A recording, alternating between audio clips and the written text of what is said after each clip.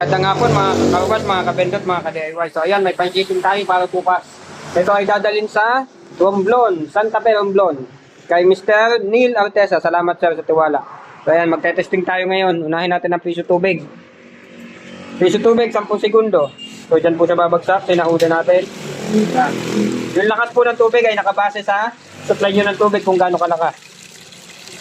So mabilisan lang po ang testing natin ngayon kasi ito ay mapapahaba pag medyo natagalan tayo. So sunod natin si air blower. Yan. Tapos nandito ang ating air blower. Kailangan po natin i-start. Yan. Yo, okay na po yan. Testing lang naman. Then sunod natin si soap.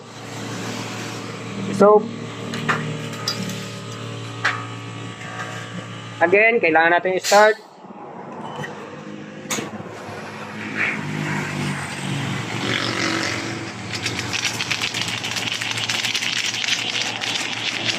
Ayan, mabilis lang po tayo. Testing lang naman tayo ngayon. So, hindi na natin masyado patatagalin yan. Sunod natin ay pressure washer. Ito lang, wala tayong tagahawa. Yan, napakalakas ng bula.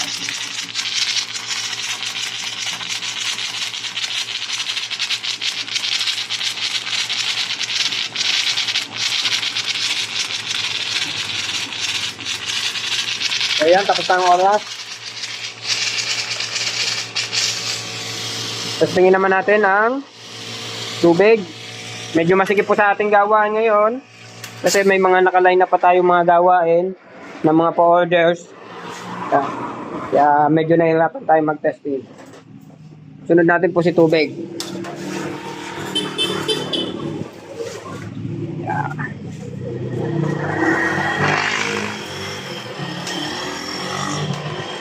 5 piso, 2 minuto. Yan. Start.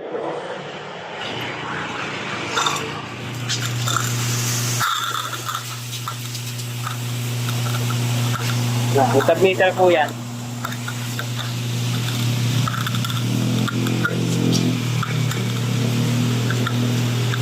So yan po, tested na. Ibabalot na lang yan. Kasi yan po ay kailangan naka-plastic o nakabalot. Kasi sa Romblon pa po, libang dagat pa po yan. Ibabalot ko po yan ngayon. So yun lamang po, salamat. Hindi ko na po tatapusin yung oras.